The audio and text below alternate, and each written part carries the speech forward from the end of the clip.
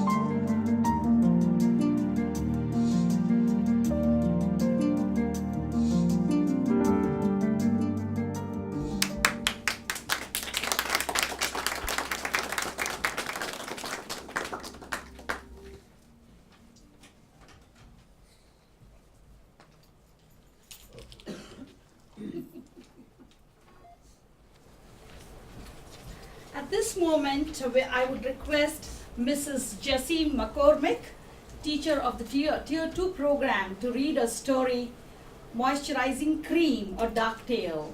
Please welcome Mrs. Jessie McCormick. All right, so this one is a delicious dilemma. Ordering food in restaurants in America appears to be strikingly different to me. It was my first weekend in the United States after moving from India. I was excited to explore the places and try the local cuisine. My husband, who had been in this country a few months longer than I, wanted to take me out to breakfast in one of the restaurants he liked the most. I also instantly liked the place, noting the cordial gestures of the hostess. After looking over the menu a couple of times, I decided to order the America's Special Breakfast.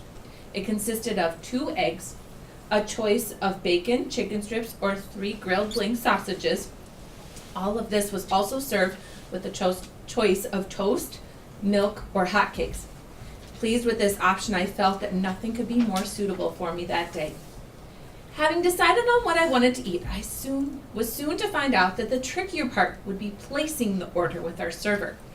She started to shoot questions one after another to understand my choice of eggs, sausages, sides, and so on. The first question was, "How do you want your eggs?" I literally had no clue what to say and smartly inquired, "What are my options?" The young lady smiled and said, "Hard-boiled, soft-boiled, scrambled, sunny side up, over easy, over medium, over hard, poached, whichever you like." Among these options, sunny side up was something I had heard before, so I chose that. The questioning was not yet over. She continued, "Would you like bacon?" I have never in my life heard the word bacon, and naturally, I understood it as bake on. I was confused and replied, "Yes, please bake or heat up the dish. We would like to eat it here." I was relieved when my husband came to my rescue from the confusion with the server. However, it was not over yet. She gave me more options to choose from, toast, muffins, or hotcakes.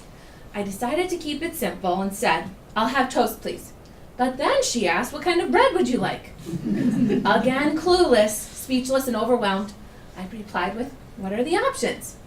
I think this must be the most common question when anyone is having trouble placing their order in a restaurant. The hostess gave me several bread options: white bread, cornbread, brown bread, multigrain, Italian, French bread, and so on. I just chose the very first option and finally completed placing the order. Amused, I felt as if I had never had to answer so many questions in my entire life while having a very simple meal. When I stepped out of the restaurant that day, both my stomach and mind was satisfied completely by the taste, quality, quantity, ambiance, and learned new terminology, not commonly used in India, such as bacon, pork strips, over easy, when an egg is flipped in the pan while cooking and the yolk should still be runny, over medium, the egg is flipped and the yolk should only be slightly runny, over hard, the egg is flipped and the yolk is firm. I believe every day is a learning experience. On that particular day, my learning experience was the introduction to the great America's Special Breakfast. Thank you, for writing the story. Now I would request Mr. Matt Semlor, Administrative Intern at Hawthorne Elementary, please read the story, "The Pastor's Fault." It's the pastor's fault. When I lived in Mexico as an exchange student many years ago, I stayed with the family of one of the teachers in my immersion language school. The father in this family was not only a Spanish language teacher at my school, but he was also the pastor of 2 different church congregations. It was incredibly beneficial to me to be able to immerse myself in Mexican culture, not only with daily interaction with this family, but also with members of his 2 congregations during the 4 separate services we attended weekly. One evening, while gathering around the kitchen counter, seated on our stools for our customary evening meal, the family recounted a story to me about an experience they had had with a previous exchange student during one of their church services. Realizing the importance of learning by being immersed in a language, this family frequently hosted exchange students and encouraged their language learning guests to brave the cultural and communication challenges. One Sunday morning, the pastor was introducing to the congregation the new exchange student they were hosting. With the well-meaning intention of inviting this young lady to face her fears, he asked her to come to the stage and introduce herself to the congregation. Now realize that some people are uncomfortable to speak in front of crowds in their own language. You can probably imagine how terrified this girl was to stand up and address an unfamiliar group of people in Spanish nonetheless. She had only been attending the immersion language school for a few weeks and knew very little Spanish. Nervously, she approached the stage. Everyone was hushed in expectation of her greeting. Heart racing and palms sweating, she held the microphone near her mouth and said in her struggling vocabulary, "I am very embarrassed and it's your pastor's fault." The pastor's face immediately changed to various shades of red. He quickly jumped to his feet and took the microphone from his bewildered student. He frantically began to explain the verbal blunder. No, that's not what she meant to say. This young girl apparently couldn't recall the correct Spanish word for embarrassed. Feeling the pressure, she opted to guess by using the Spanish word embarazada. It sounds relatively close to embarrassed, right? However, the word embarazada that caused such a commotion literally translates as pregnant. I am very pregnant and it's your pastor's fault. You can now see why the pastor jumped to his feet and felt the urgency to correct the language blunder. We roared with laughter as the story was retold over our evening meal. I'm fairly certain that he never put a nervous student on the spot in front of such a large crowd of people ever again.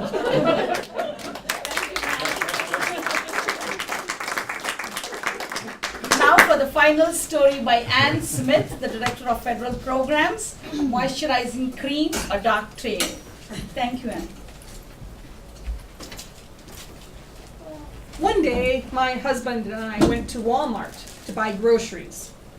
Normally, I love to roam around Walmart and look at the different items. But on that particular visit, we had taken more than an hour to pick up the groceries, and my husband was getting tired. He pleaded and asked if we could go home. But I was excited with my shopping excursion, and I didn't want to leave.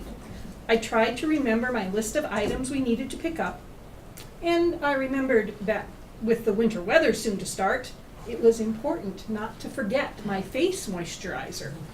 As I mentioned that to my husband, he grew concerned about the many options and thought it would take another 15 or 20 minutes for me to decide which one I needed. Desperate to end our shopping trip, he randomly picked the first moisturizer in front of him and tried to convince me that it was the best one. After all, the label boasted of a natural glow, fair to medium skin tones. He said, "Since your skin tone is in that range, this is the best one." In the cart it went, and off we went to the checkout. After a regular use of the moisturizing product, I suddenly noticed that what the label said was fair to medium, meaning that the color went from fair to medium, to a medium darker tone. In India, fair skin is desirable, and everyone uses fairness creams to achieve a lighter complexion. Naturally, I have a fairer skin tone in comparison to the average Indian person, but even so, I would love to look even fairer than I already am. To my surprise and shock, I noticed after this week that my skin was increasingly starting to look more on the brownish side.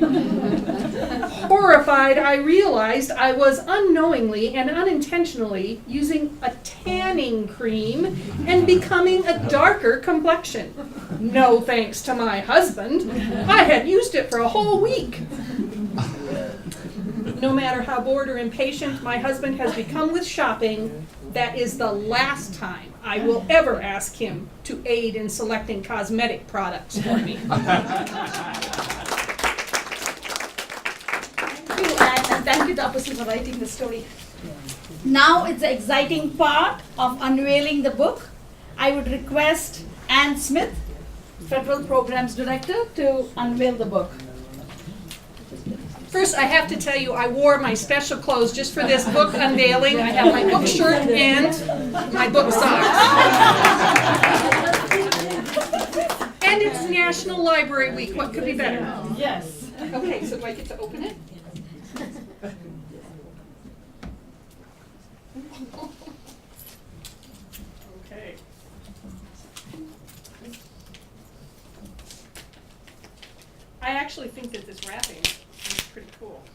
just be like this. What I meant to say was,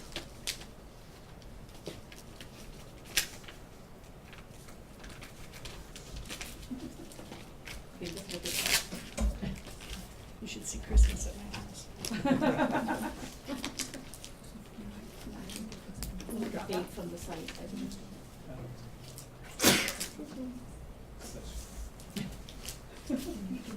You want scissors? I just don't want to hurt the book. Yes, you're giving me a good one. Okay.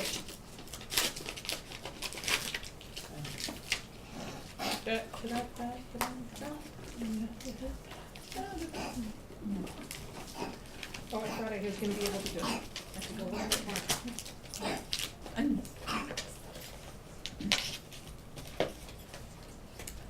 What I meant to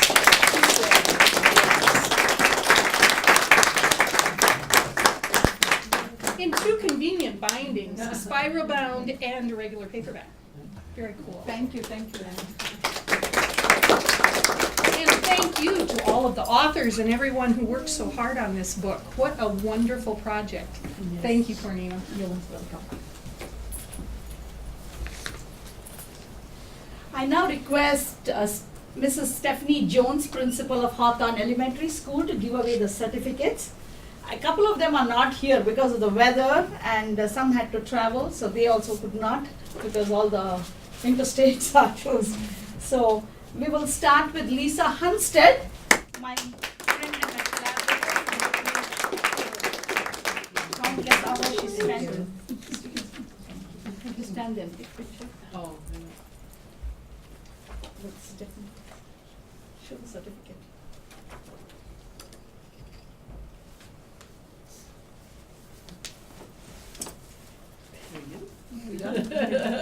Okay. Mr. James Maroda. Oh, I don't Um, take pictures. Writing specialist throughout the year, and so I owe a debt of gratitude. All right, there you go. We have to Mrs. stand. Deepthi Pavaria. She does countless artwork. All the artwork for the stories were by Deepthi, and I met Deepthi in January, and she was very gracious enough to do the artwork. Stacy is not here as yet. Mr. Harka Rai, who did the artwork for the book.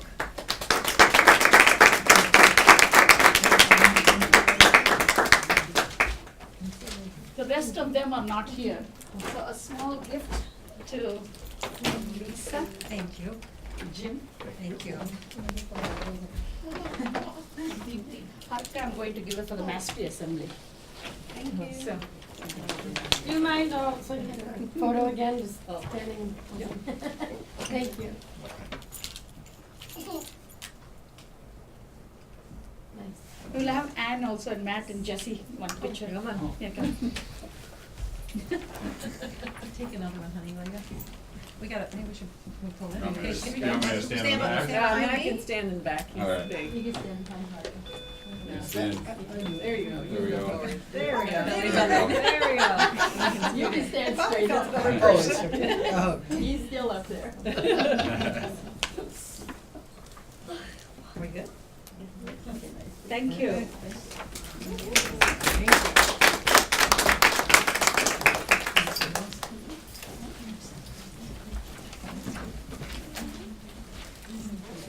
Thank you to all who have come here today, braving the cold weather. I'm so grateful to all of you. First of all, I would like to thank Mrs. Stephanie Jones, principal of Hawthorne Elementary School, for this space for Parent University. I think all our students really love Parent University. And we have an old student who came all the way from Georgia for this celebration. So it was, she and her husband.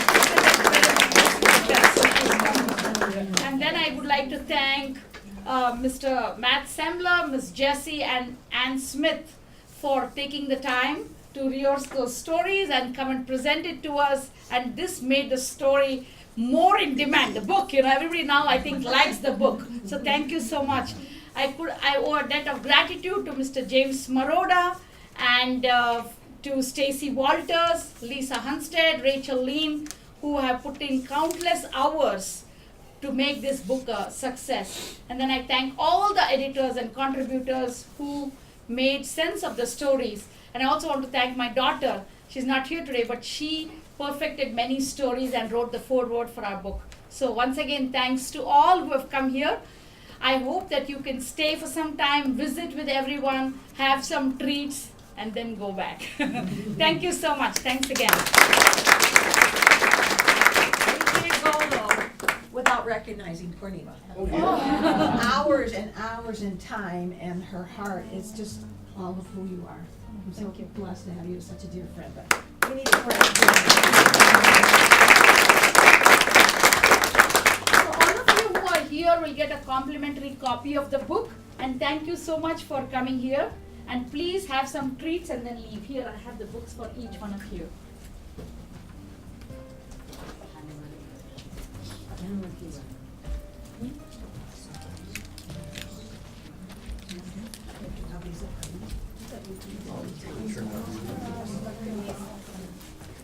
You're welcome.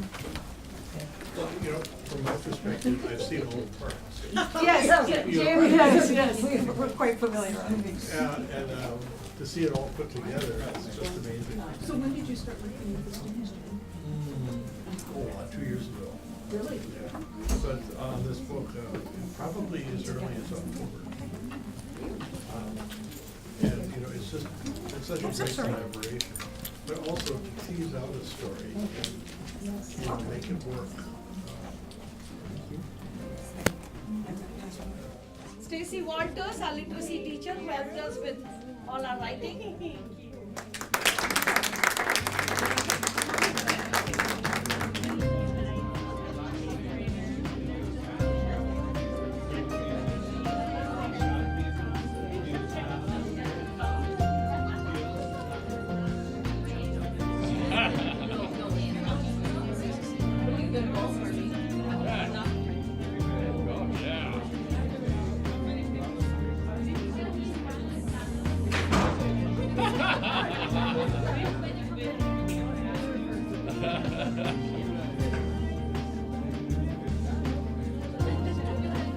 I'm good, thank you.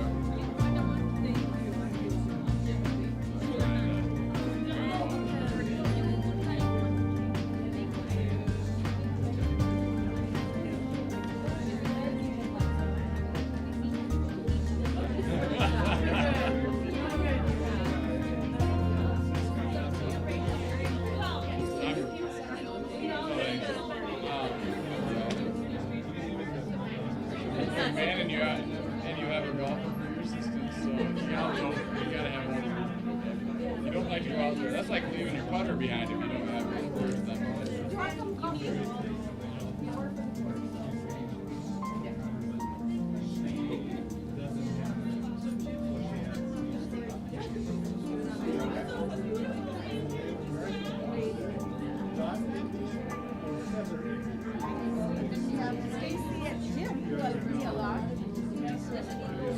So how did you get connected with Stacy and Jim? Actually, Paige was coming to my programs, and I thought I got these. So, once we started this